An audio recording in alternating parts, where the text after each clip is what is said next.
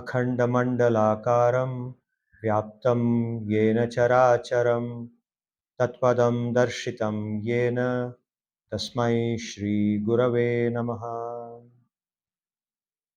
सर्वेभ्यो नमः, सर्वेषां कृते नमस्काराः. Thank you for joining the class. Today we are doing the next 5 shlokas of the 18th chapter. In the last class we did the first 12 shlokas. In those 12 shlokas, the primary focus was on understanding the meaning of tyag and how tyag means letting go, giving up something.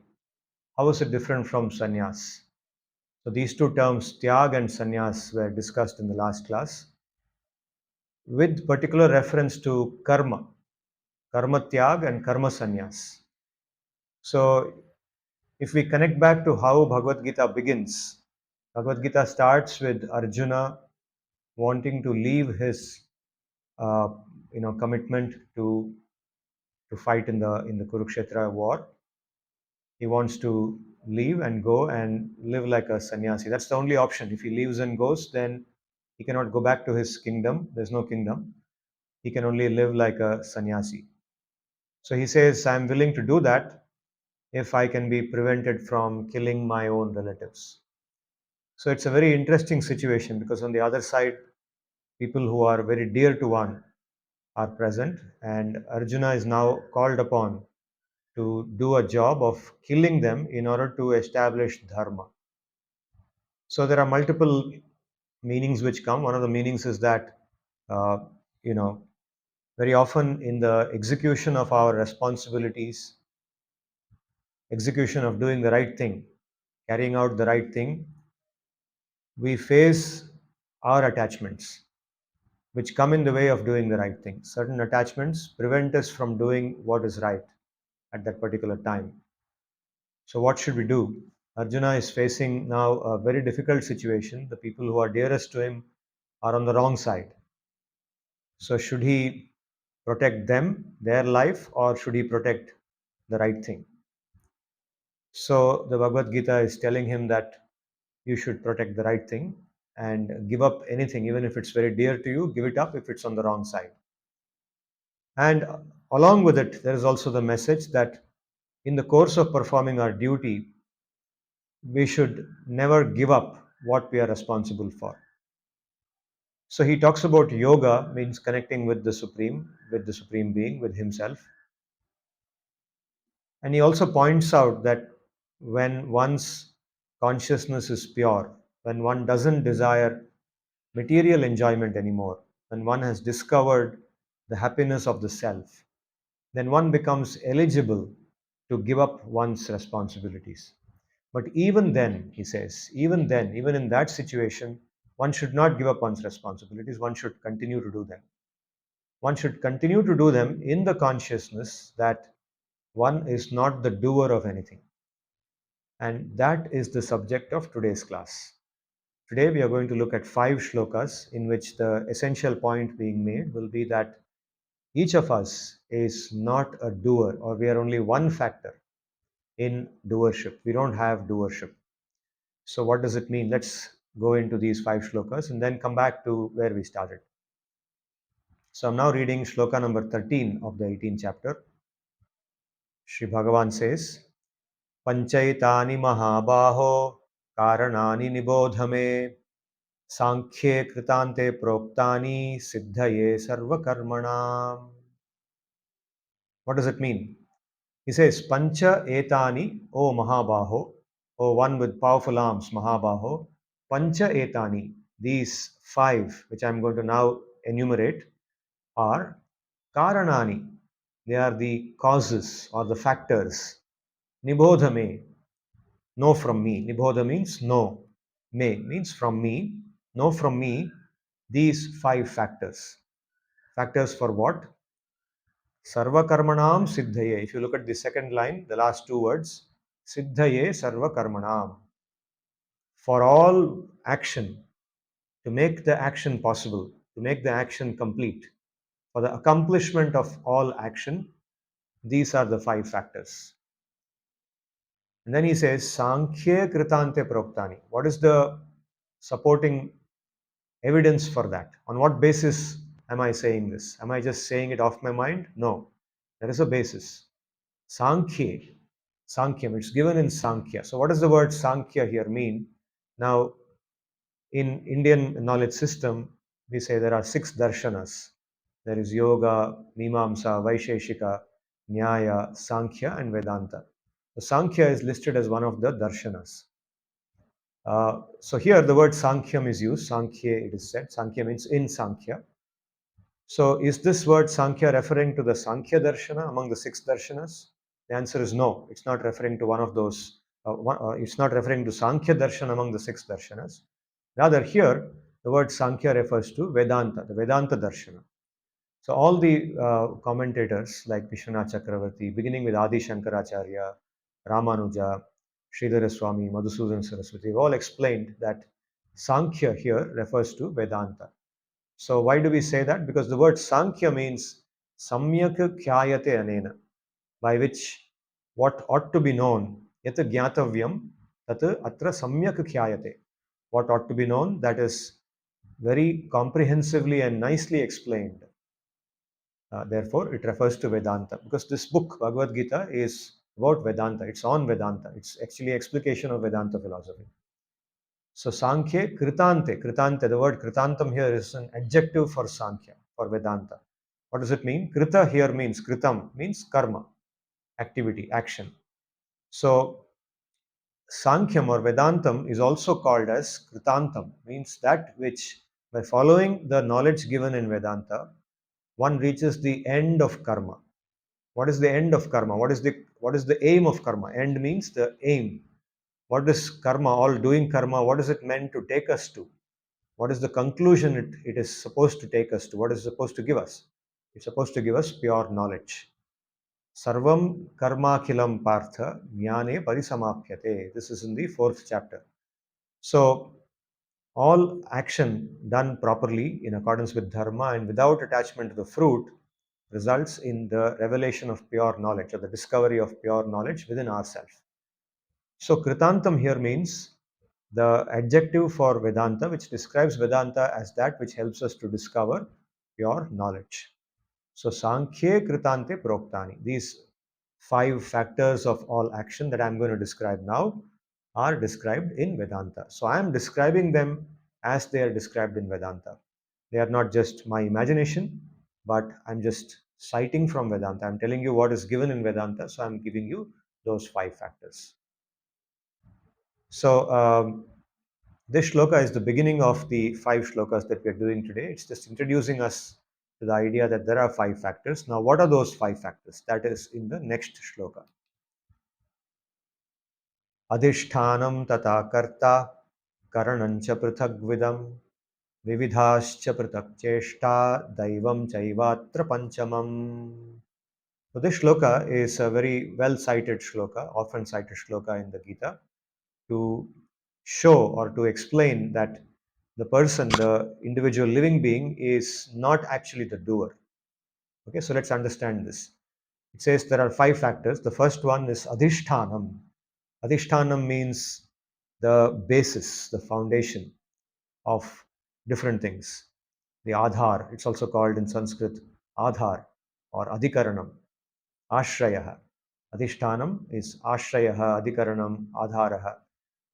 So here it refers to the body. The body is the basis for the action to happen. Okay, we are referring to human action, actions that human beings or more generally other living beings also do. So the body, the material body, the shariram is the basis. So adhishtanam here refers to the gross body. Tatha karta, karta, the doer. So what is meant by karta here? So karta here refers to the jivatma, the living being, who is endowed with their ahankara, who is under the influence or is subjugated by their ahankara. Okay, what is ahankar? Ahankar is one of the multiple material elements. Ahankar is a manifestation of the material energy which surrounds us, in which we are now embedded.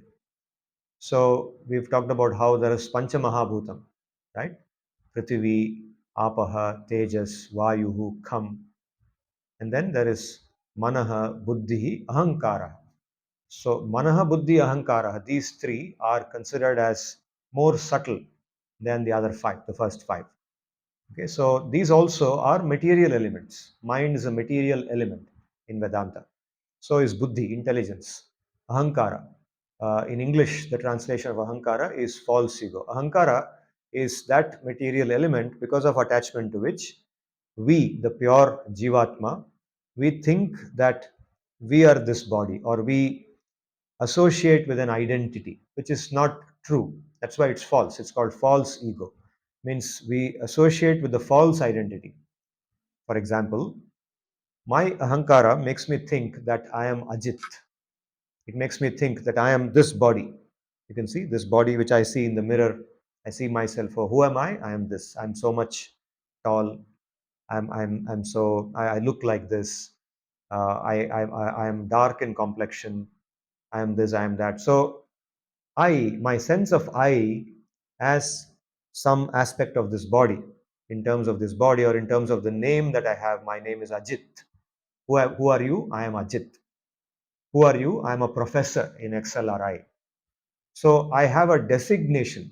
I give myself a designation, which actually is not my designation. If I really had knowledge of who I am, according to Vedanta, then I would simply say I am just a Jivatma. I am a living being. I am the pure Jivatma, which is separate from all these things. These are all adopted things. Now, it's also very intuitive to understand this because, after all, how long is this identity that I have developed, like professor of XLRI, how long is it going to remain? Until I retire from here, maybe another few years for my retirement. And after retirement, I'm no longer that. I will then call myself something else, right? Similarly, I am this body. How long will that remain? The body remains only until I am alive in this birth. Right? After that, we say that person is left. Right? You look at a dead body, the person is no longer here. Wo chala gaya. Body is still there.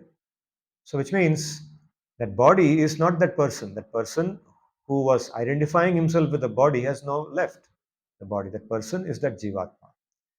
So therefore, correct ego is that I am a Jivatma. The false ego is ahankara. The ahankara is what makes me think like that.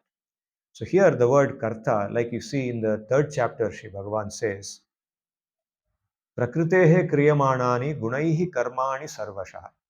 Ahankara vimudhatma karta aham iti manyate. Everything, all the phenomena in this world that we see, the actions that we do, the outcomes that we experience, they are all the result of the different forces of Prakriti, which is operationalized or which operates. Prakriti operates through its three gunas: Sattva guna, Rajo guna, Tamo guna. We have discussed in elaboration in the 14th chapter what these three gunas are. They are like the three ropes through which Prakriti binds the living beings. So, through the three ropes or the three gunas of Prakriti, all the actions and the phenomena of this world happen, or this existence happens. But ahankara vimudhatma, the jivatma, which is vimudha means deluded, put into ignorance by ahankara. Ahankara vimudhatma, karta aham iti manyate, thinks that I am the karta, I am the doer. So here the word karta means the living being, which is tied to its false ego, ahankara. So the ahankara is what is playing the role of the karta here. That makes the jivatma think that you are the one doing it. Okay, so that's the second factor. Now moving forward, the third factor, karanam. Karanam refers to, karanam means literally means instrument, and here it means the different instruments of action, like the beginning with the senses, the five jnanendriyas, like our sense of hearing, sense of tasting, sense of seeing, sense of touching, etc., and of course sense of smelling. So these five jnanendriyas, the senses of knowledge, and then the karmendriyas, the two legs, the two hands, the mouth, the larynx, the voice box, the anus, the genitals. These are considered the five karmendriyas.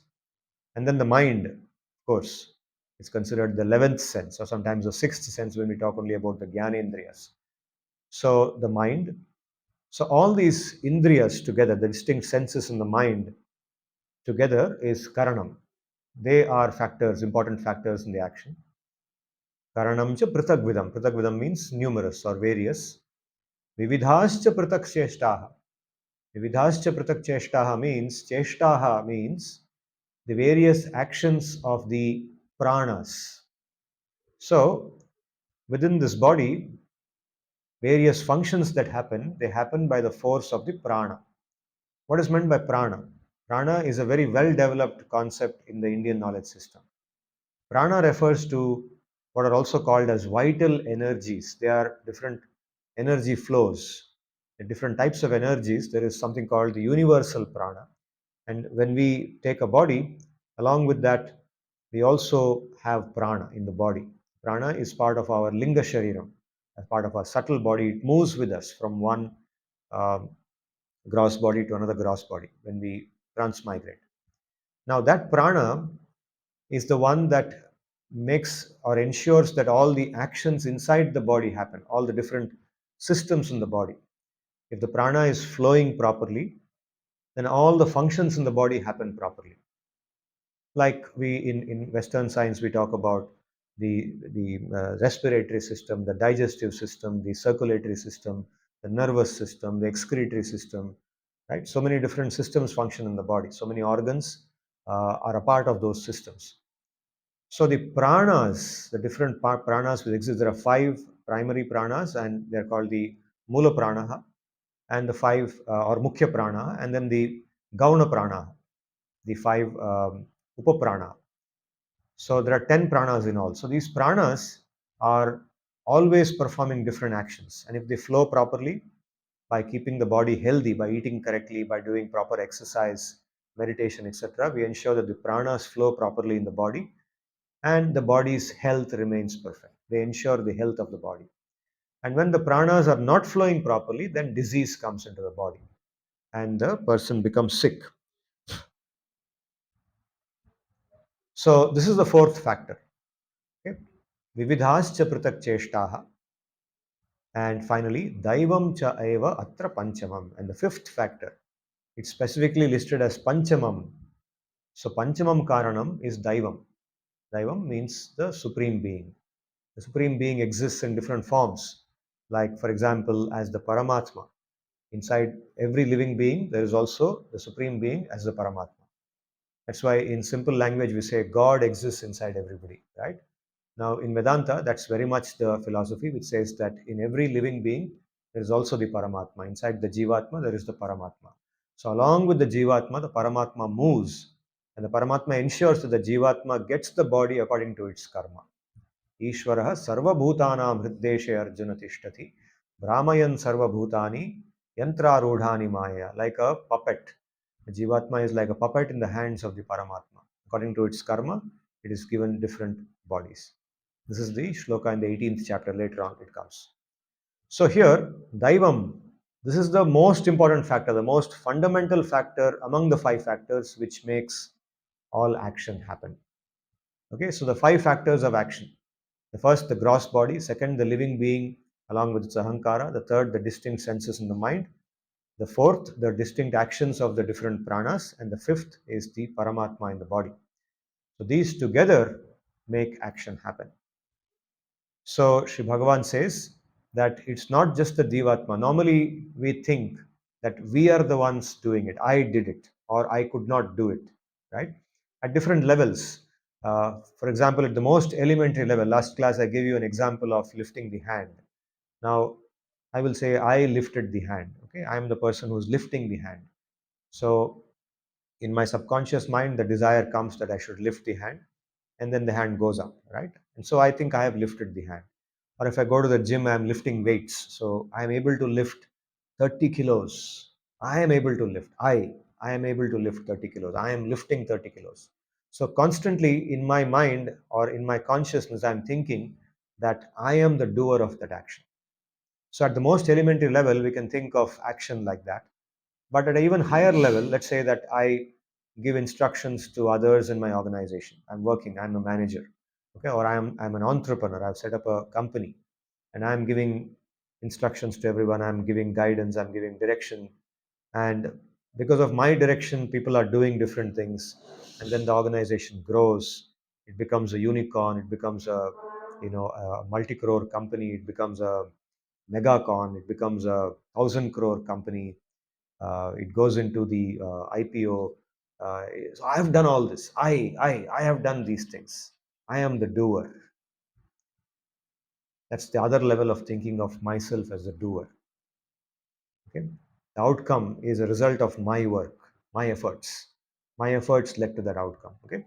Now, in colloquial language, we speak like this. Obviously, we can't keep saying the Jivatma is doing or the Paramatma is doing. Then it's difficult to have a conversation. But then the realized person, the person who has pure knowledge, is continuously aware that he is not doing anything. He's only watching, he's only a witness. He's only willing it. He desires things, and according to its karma, things happen. So it is said that what is in the Atma is the prayatna or the intention to do. The actual execution of the action is not the Jivatma doing anything. It's so many other factors which do anything, do those things. So going forward, Sri Bhagavan sums it up by saying, Shariravang manobhir शरीरवाङ् मनोभिर्यत् कर्म प्रारभते नरः न्यायं वा विपरीतं वा पञ्चैते तस्य हेतवः शरीरवाङ् मनोभिर्यत् कर्म प्रारभते नरः न्यायं वा विपरीतं वा पञ्चैते तस्य हेतवः. So he says, he's summing up what he said in the last shloka. He says, well, whether it is action performed with the body, shariram, or manaha, with the mind, or with speech, vangmayam, right? So whether with the body, the speech, or the mind, regardless of that, whatever action a living being or a human being performs, whether the action is nyayam means in accordance with dharma, nyaya ke anusar, righteous, the right thing to do in accordance with dharma, or viparitam means viparit, dharma ke viparit, opposite of what should be done, okay, what should not be done. Regardless of whether the action is something that ought to be done or something that ought not to be done, regardless of that, pancha ete tasya hetava. These are the five factors. These five factors apply to all action, whether it's good action, bad action, whether it's action performed with the mind or the body or the speech, it doesn't matter. In every single action, these five factors are present. And then he says, Tatraivam sati kartaram atmanam kevalantu yaha pashyati akrita buddhitvat nasa pashyati durmatihi. Let me read it again. Tatraivam sati kartaram atmanam kevalantu yaha pashyatyakrita buddhitvat nasa pashyati durmatihi.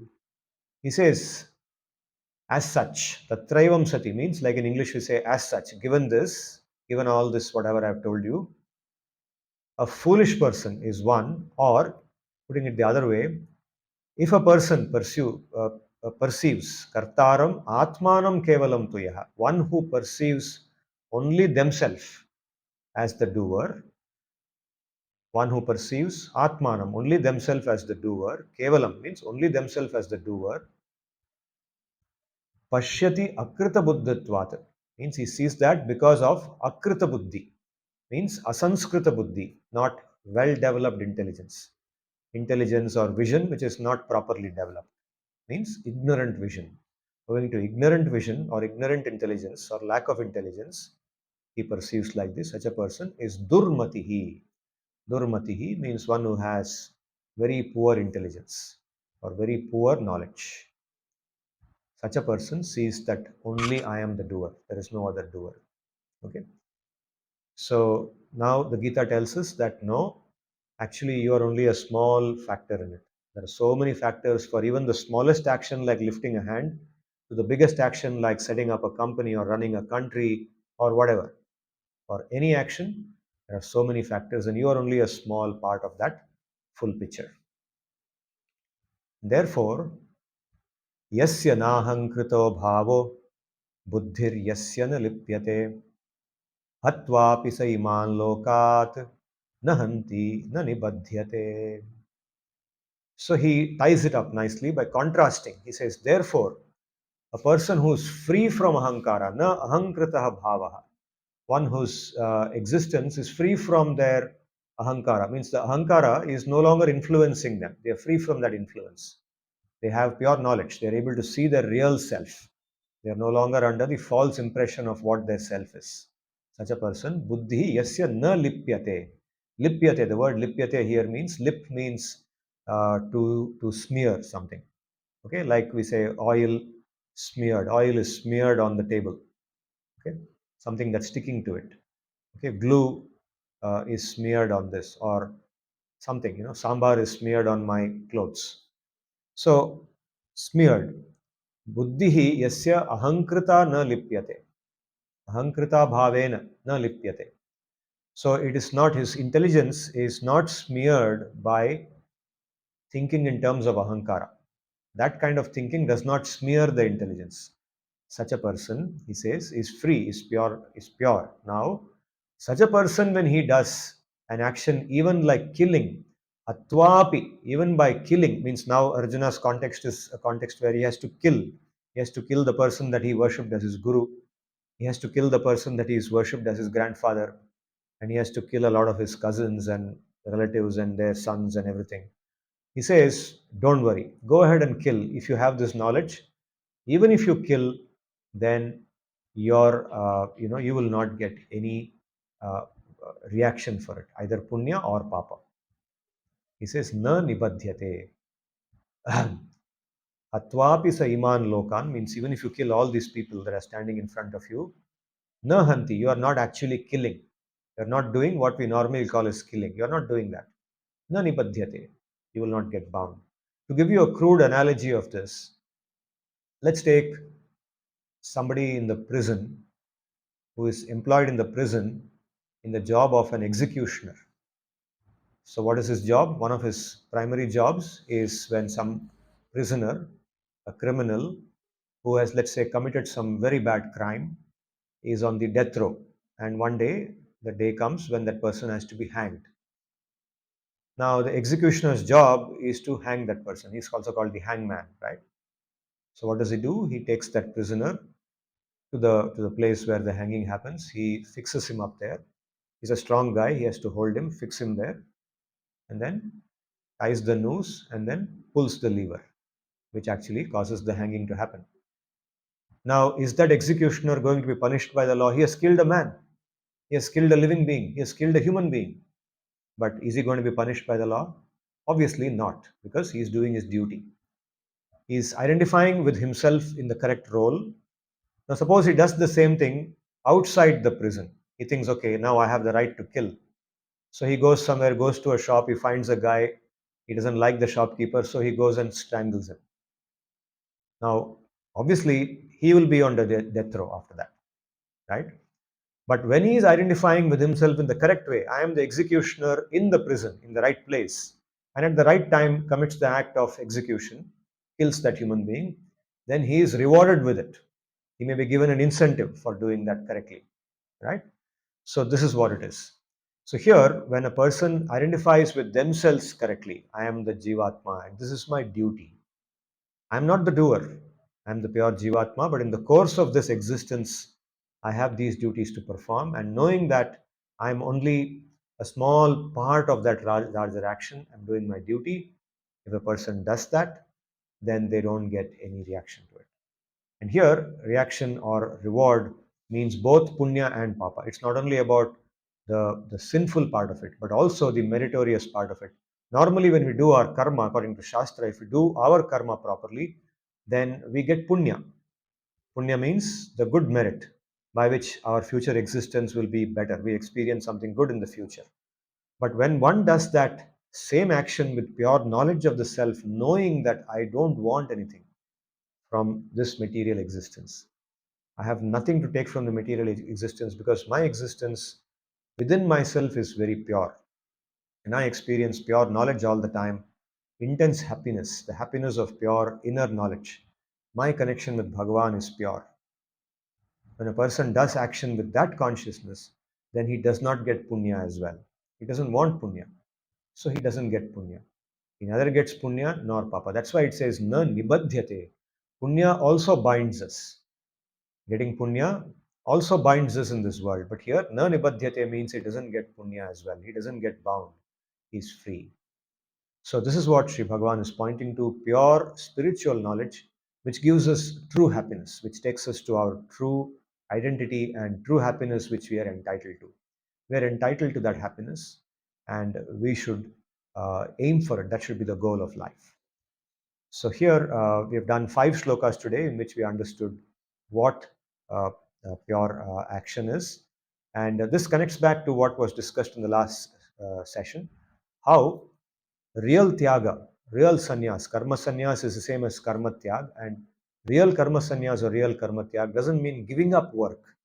It means giving up attachment or the craving for the fruits of work. It means giving up attachment to the work itself, but doing work as responsibility with the knowledge that I am the pure Jivatma and it is my responsibility. By doing this, I am connecting with my true self in the correct manner. With that knowledge, doing work is real sannyas. And by doing that sannyas, one does not get bound. If one does premature sannyas or mithya sannyas by just stopping the work, because one thinks one has become knowledgeable, one stops doing one's work and goes away somewhere and sits and tries to meditate, then one actually gets papa. One becomes bound in this material world. But doing this sannyas where one actually does work but does it with the proper consciousness, one does not get bound. So this connects back very nicely and it explains why in Karma Yoga, the central idea is to do all work without asakti, without attachment to the fruits, without phalakanksha, and without karma sakti, without attachment to the karma. So now we are able to clearly link back to that and see that because there are so many other factors of action, and I am only a small element, and my role in that is only to will or to desire, and nothing more than that. And therefore, I have no right. Karmanyeva adhikaraste ma phaleshu kadachana. I have no right on the fruits of the action. The fruits are generated by so many other factors and they don't belong to me. Right? Knowing that when one does action, one does not become bound. So, with these words, I will end today's discourse from my side, and I will now look forward to having your questions. I expect that some of you will have some doubts to ask based on what we discussed today. Once again, I hope that my audio was clear. I'm going to now unmute you. You can unmute yourself if you wish to, and you can ask me any question that comes to your mind. Sir, one question first, please. Yeah, Puneet. Uh, then how to decide what is the right karma or wrong karma, or I am doing right karma or wrong karma?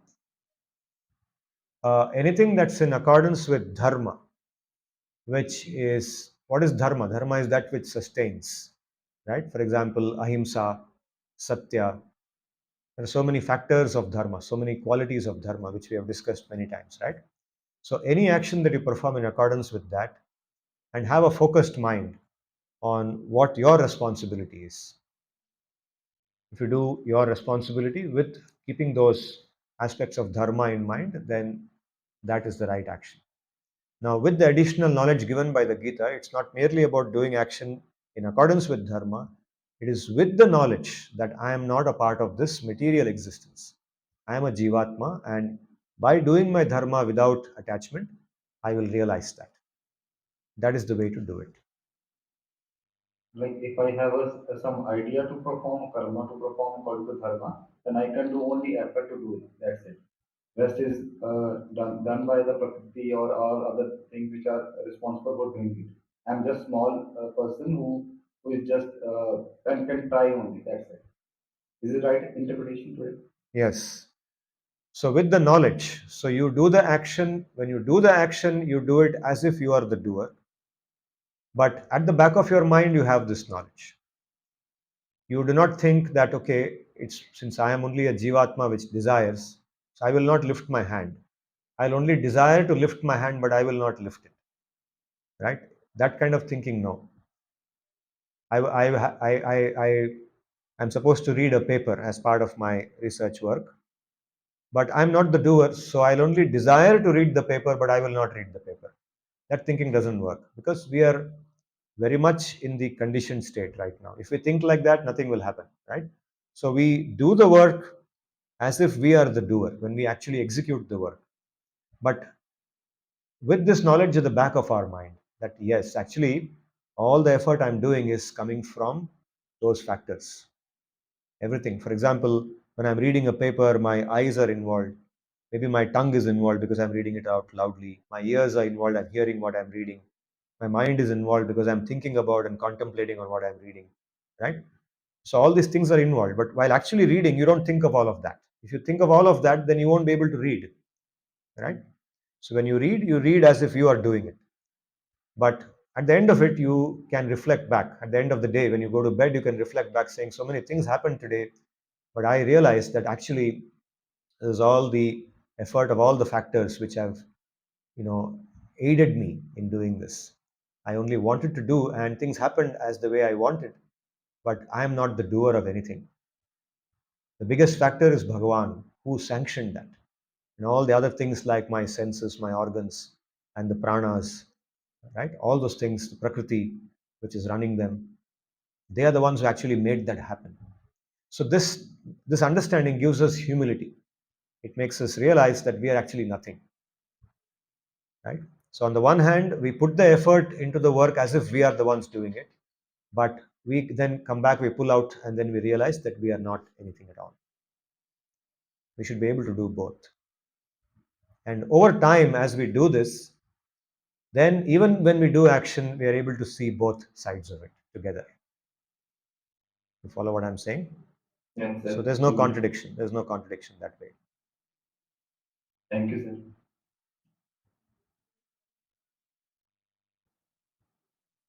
Pranam sir, Akshat here. Yeah, Pranam Akshat, please. Sir, so on a related note to what was discussed and what Puneet also asked, given let us say free will, and today's session wherein we have talked about the fact that the Jivatma is not the sole doer of all the actions essentially. Then, sir, how does that tie in with free will and the accumulation of good or bad karma, sir? In the sense that, if if the person is not the sole kind of doer of a particular action, not the sole doer at least, is it purely the intention essentially which will determine the good or bad karma then, or how would it go, sir? Okay, good question actually. And this is a question that has been asked many times, but I don't mind dwelling on it many more times too, because it's very fundamental to understanding action and free will in conjunction, and also karma phalam. So let me again go into it. Karma phalam refers to the fruits of the actions we have done in the past, the good and bad, dharma, adharma, papa, punya. Now, that karma phalam entitles us to different types of, you can say, reward or punishment, good and bad experiences in the present life. What we are experiencing in the present life, like I also explained to you on email, is called prarabdha karma. That karma which has begun to fructify. That karma phalam actually exists in the seed form all the time. So there's a lot of seed which is yet to manifest. But those seeds which have started fructifying are called prarabdha karma in that particular lifetime. So in this lifetime, we are experiencing that. And we are also adding to that. Means as we do actions in a given lifetime, more seeds are created, which may fructify in this life also. Right? Okay. Now, okay, what does it mean? Now, karma phalam, does it mean that we can't do anything other than that? No, no, not at all. So karma phalam only means it's like reward and punishment that we are entitled to get. But free will is about what we can do, what we cannot do, or what we choose to do, what we choose to do and choose not to do. Okay. So with our free will, we can choose to do something or to not do something. For example, I can choose to lift my hand, and my karma allows me to lift my hand. It has given me the ability. For example, I still have a hand on my body. My hand has not been removed. I have not lost my hand. Somebody without a hand, even if he desires to lift his hand, cannot lift the hand because his karma has, for whatever reason, removed or deprived him of the hand, right? So similarly, I may desire to, let's say, fly in the air, Okay, now I desire, okay, now I want to fly in the air. I want to rise from my chair. I want to go out of the window and fly. But does my karma permit me to do that? It doesn't. It's given me a human body, and a human being cannot just rise in the air and fly in the sky, right? So I don't have the body of a bird. A bird is given that karma. By its karma, the bird has got a body with which it can fly. It cannot do many other things which human beings can do, but it can definitely fly. So in this manner, our past karma determines the kind of body we get, the abilities we have, the kind of experiences we get in life, and so on. And the free will gives us the ability to choose what we want to do, what we don't want to do. So free will plus karma together decide what we actually end up doing, right? In the free will, we make choices, and with the karma that gives us the, the enablement to do what we desire to do and desire not to do, free will plus karma actually takes us through what we actually experience in our life. So this is a kind of a summary answer. More can be said on the same lines, but does it sort of address what you had in mind? Yes, sir. It does. It's very clear. But if you could, sir, maybe elaborate a little more or reconcile more, on this thread of thought, how that will, especially in the light of today's chapter or discussion, how that kind of adds to the existing karma, essentially, in the sense that to what, since the person is not the ultimate doer of everything, to what extent uh, is he or she responsible for the karma that kind of comes Ah, out of those actions? good, very good. Yeah, it's a good extension of the same thing. So then, because we say that the person is not the doer, is only a small factor, so many other things are there, then why should that person get punya or papa, right? Why should that person get any punya or papa? Okay, now that's primarily because of that ignorance. We do the action out of ignorance, thinking that we are the doer, and we desire according to that. For example, let's say that I'm a very dharmic person. Now, as a dharmic person, I aim for punya. I know about punya. I know that there is something called punya and there is something known as dharma. If I act in accordance with dharma, I get punya. I know this. And therefore, I desire punya. I want to go to Swarga. I want to experience the life that the Devas experience in Swarga, Swargaloka. And so I do yajna. I think I'm a king or I'm a brahmana, so I do yajna, and I aspire to get. I'm eagerly anticipating that punya. As I do this, I want to take care to ensure that nothing goes wrong. I pay attention to the minute details, because all the time my ahankara makes me think that I'm the doer of this yajna, and therefore by doing it correctly, I'll get punya and so on. And yes, it's because I'm thinking like that, because of that doership, that ahankara is there. I'm very much embedded in the material world. And so Prakriti rewards me if I do it properly. If I make a mistake in the process of doing that same dharma, if I do some, if I make compromises, take shortcuts, etc., it becomes papa. I also get some papa for that. I don't get the punya, I get the papa instead. Right? So either way, because I'm thinking of myself as the doer, that kartapan is there. Kartritvam, that's called. So that kartapan is the one that actually, uh, you know, sort of assigns that papa and punya to me, because I'm doing it through the lens of that kartapan or doership.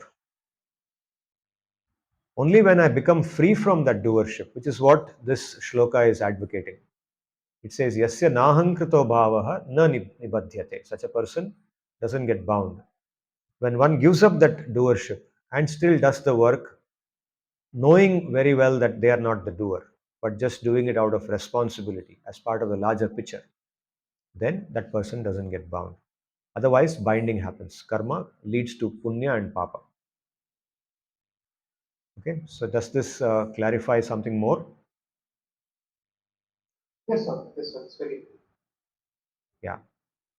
So this is how this theory of karma ties up. The theory of karma has all these elements together. That is why in the fourth chapter, the word akarma is used. So there's a shloka, it says, Kim karma kimakarmeti kavayopyatra mohitaha So, what is karma and what is akarma? He says even great scholars are confounded by that. They are not able to understand karma and akarma. So, they may think the word akarma, when you add to any word, the opposite meaning comes. So, akarma by default would mean non action or not doing anything. But is that what it means? So, in the fourth chapter, Sri Bhagavan clarifies that no, that's not what I mean by akarma. Real akarma means doing action with the understanding that I am not the doer, without the kartapan in it. Because normally karma earns punya and papa. But when you do akarma, you will neither get punya nor papa. Or when you do action without thinking that you are the doer, knowing that you are not the doer, then you get neither punya nor papa. Therefore, such action is called akarma. So it's karma done with a different consciousness becomes akarma. Action still remains, the same action remains, but the consciousness is different, the mentality is different. Because the mentality is different, it becomes akarma. So that theory is very nicely explained in the fourth and fifth chapters of Bhagavad Gita. Fourth, fifth, and then moves on to sixth also. So all of these are together very consistent with each other. Everything is internally very consistent. The whole theory is very internally consistent. Okay, Jayashree has raised her hand. Jayashree, you want to say something? I just thought of sharing my perception on this issue of, not issue, this topic of karma and karma phala. Uh, I just thought I'll share what I've understood. Whenever when we do a karma, it can be done through three methods. There are three karanas. It said three karana prakriya: mind, uh, body, mind, and speech. Speech, yeah. Aya, vacha, manasa. So, if we take the most subtle one, then it will be easy to understand the more gross one through the body. So the most subtle one is through the mind. So there are actions that I can do through the mind. For example, I can think of something good happening to somebody, or I can think of something bad happening to somebody. So that is also called karma. Now, when I'm thinking, here Bhagavan is telling that when you're thinking through your mind, it is not just you alone who is doing the action of thinking. It is your body, the adhishthanam, the karana, which is the mind, then the prana, the pranas which are involved in running the body, that is also involved, and the daiva, Bhagavan, and the jivatma. All these together are coming to do the action of thinking good or bad about something or somebody. So the jivatma is always alert, has to be, I mean, at least we should be always alert that it is not me and me alone who is doing this action of thinking. So whether I think or I don't think, karma will definitely always happen. So whether something good comes out of it, or something bad comes out of it, I have to take it. I have to um, uh, just tolerate it or take it as a prasadam of Bhagavan. So if that is the um, thinking by which the adhyatmic marga progresses. So karma phala will come whether we do something or we don't do anything. Like in the earlier shlokas also, Bhagavan said that it is impossible for anybody to not do anything at all. Always karma will happen. Even when we are sleeping, we are doing the action of breathing. So that is also a karma. So even that has a karma phala. So always the realization or the awareness that it is not me, the ahankara, I have done this, I am responsible, or because of my doing only this happened. So that ahankara we have this ahankara because we are born with it, and that is how the world around us teaches us that okay, because you did something, you got prize or you got this marks. So we have that ahankara inbuilt. So we have to learn to overcome that and make ourselves more aware that it is not just me and me alone. There are a whole lot of other factors which are coming together for this simple action to happen. So my free will lies, the scope of my free will is very, very, very small, it's very tiny, unlike what we believe or we imagine to be. So we have to keep ourselves aware of the scope of our free will and the scope of our karma. So, I think Yes. I hope I have Yeah. tried to make myself understandable. Yes. Yes. Yes. So Quite clear. Akshat, I was actually trying to kind of answer your question. I mean, trying to help put forward my views on your question. Yes, ma'am. I think that was very clear, ma'am. Very helpful. Just a thought here, sir, ma'am. In terms of free will, when we, as you said, it's a very limited free will. I'm just thinking that would it be right to say that actually speaking, when we look at our the different aspects of our material existence, the free will is actually the maximum for the mind, and relatively less for the body in that sense, as far as karma is concerned. Well, I think free will is beyond the mind and body both. In my understanding, free will is that ability in us to choose, or it is our propensity to choose something to do or not to do. That's what I understand by free will.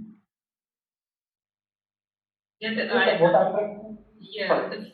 no, there's no, I mean, there's no absolute free will that we ever have once we are in this samsara, because in this samsara we are always surrounded by the world around us.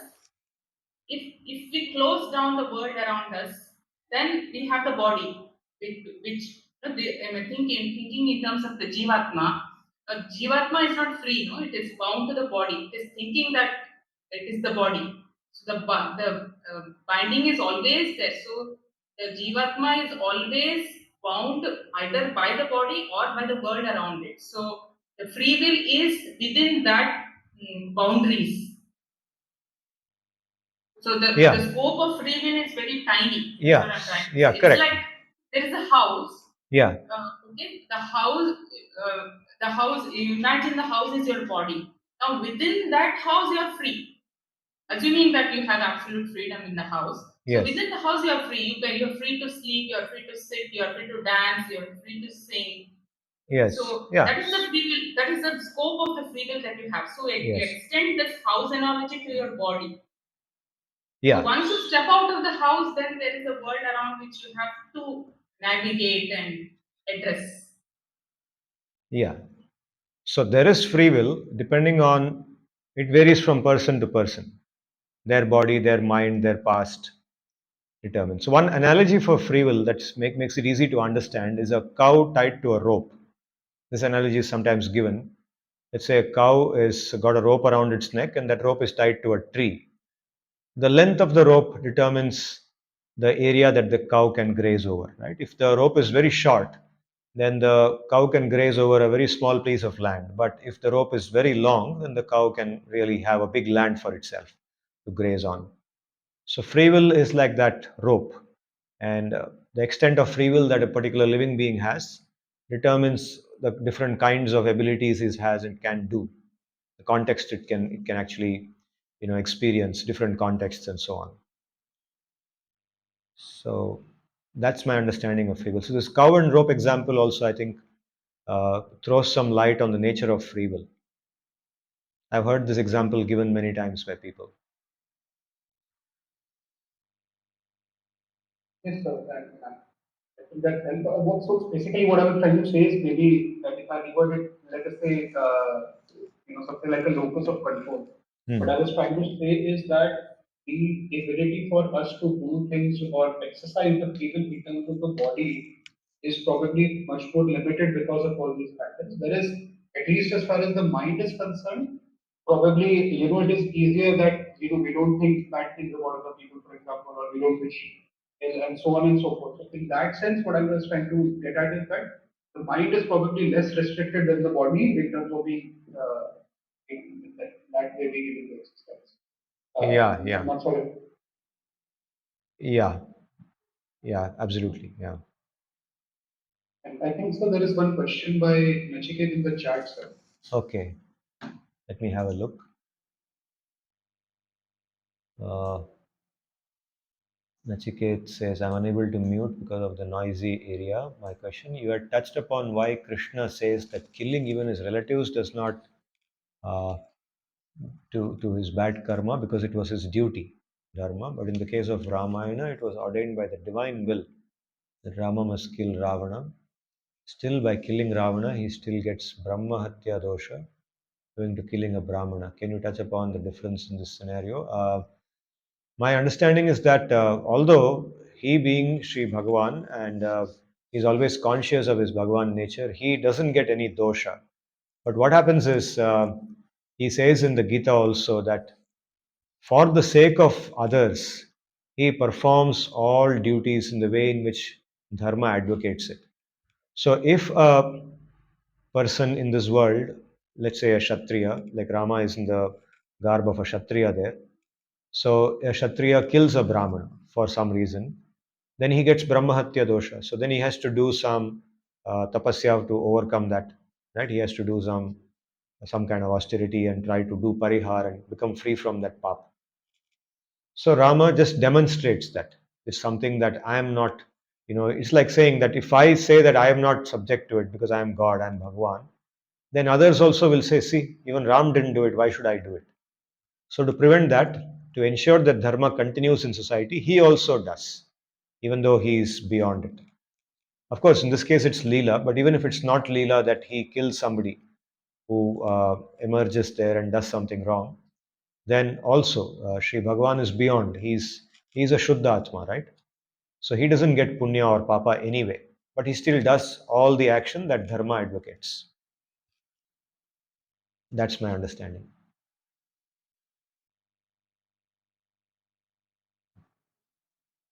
That's the way he protects dharma.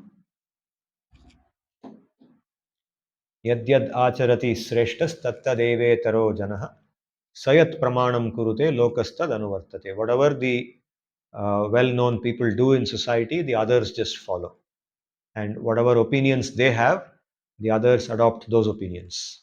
Right? So some celebrity says something in this world, then a lot of people, a million other people, especially in India, which is a country of so many millions. So if one celebrity, one cricketer, one film actor, one politician gives a statement on something, a million people will just stick to that statement or print t-shirts, they'll put it up on their wall, etc. Right? So whatever a great person does, whatever a prominent person does, others simply follow.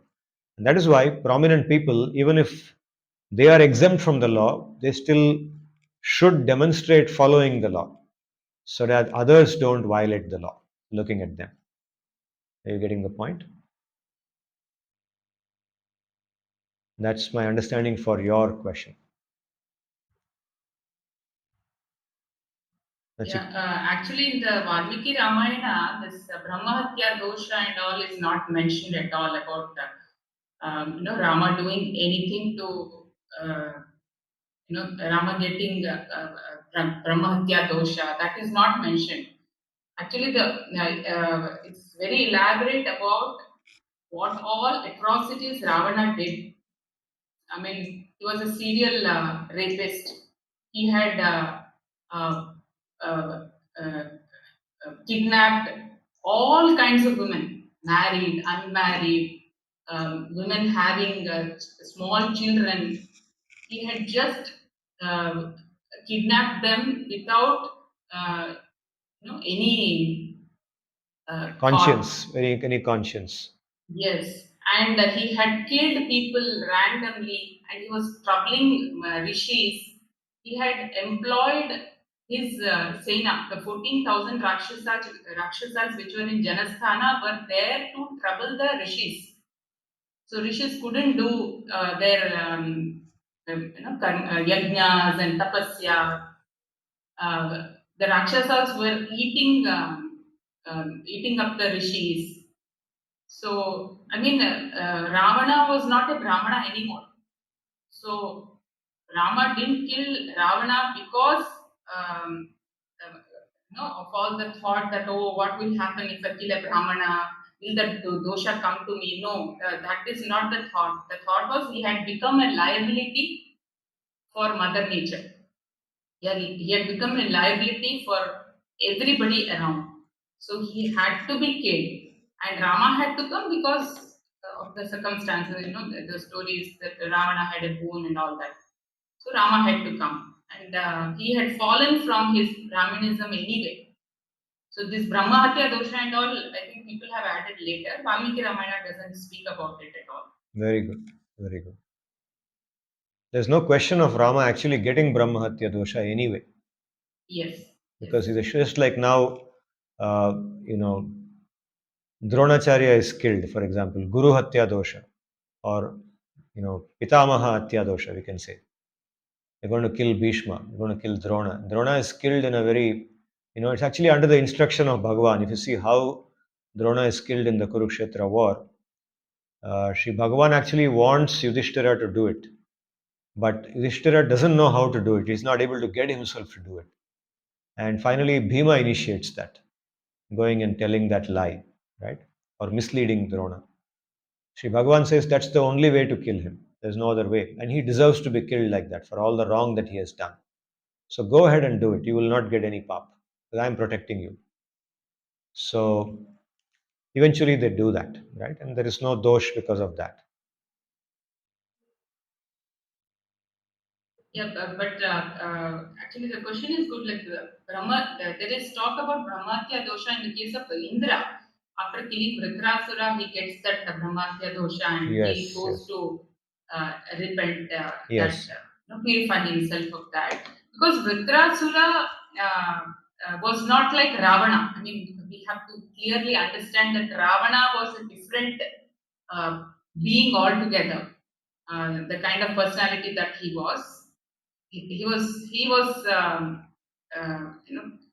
worthy of killing, whereas the Vritrasura was not like that.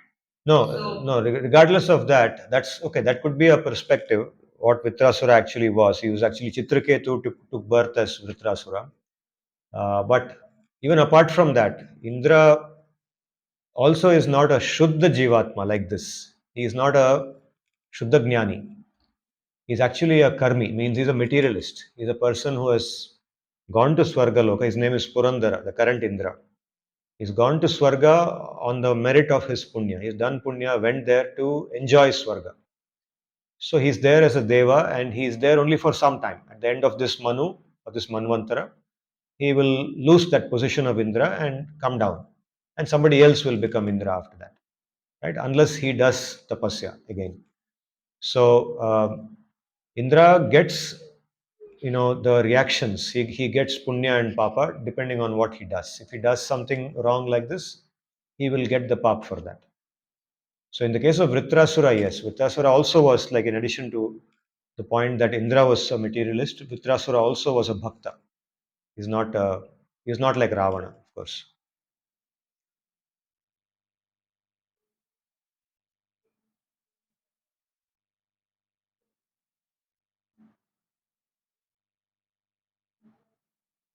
Puneet, you have raised your hand. Yes, sir. Sir, in continuation to discussion today, sir, now there is one karma which can be bad karma, good karma, and another one that we had discussed earlier also is akarma. You have discussed again today, and that is beyond that punya and papa. Yes. So one should practice in between these two. What should person should do? Follow with a good karma, or he should move toward that akarma? Which is better. And if he move or she moves for the karma, then how his or her karma will be decided. The path of doing akarma is the same as the path of doing punya, more or less. Both doing punya karma, and doing akarma involve following dharma. living in accordance with dharma, right? So in both cases, one does dharmic activities. One is oriented towards dharma, but in the case of akarma comes when one does not desire the fruits of the action. One is free from the craving for the fruit of the action. One has anasakti, detachment. One does the work but says that whatever fruit come, it's not for my enjoyment. I will only take what is required for my maintenance. I'll keep myself healthy and so that I can do more. My job is seva. So when one does that, it becomes a karma. You getting it? Yes. So in the nature of the work, it overlaps with punya. What is punya? More or less overlaps with that dharmic activities in both. Got it.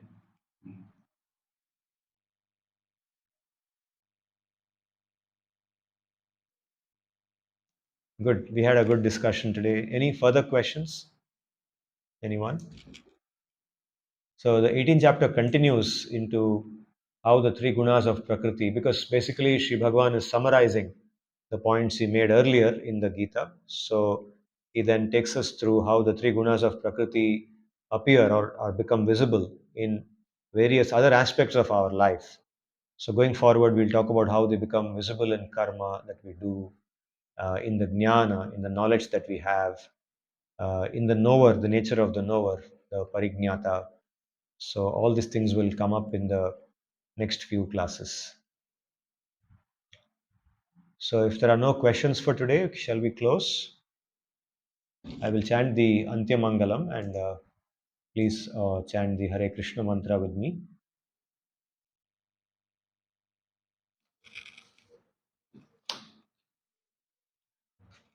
ॐ स्वस्ति प्रजाभ्यः परिपालयन्तां न्यायेन मार्गेण महीं महिषाः गोब्राह्मणेभ्यो शुभमस्तु नित्यं लोकाः समस्ताः सुखिनो भवन्तु हरे कृष्ण कृष्ण कृष्ण हरे हरे हरे राम राम राम हरे हरे हरे कृष्ण कृष्ण कृष्ण हरे हरे हरे राम राम राम हरे हरे हरे कृष्ण कृष्ण कृष्ण हरे हरे हरे राम राम राम हरे हरे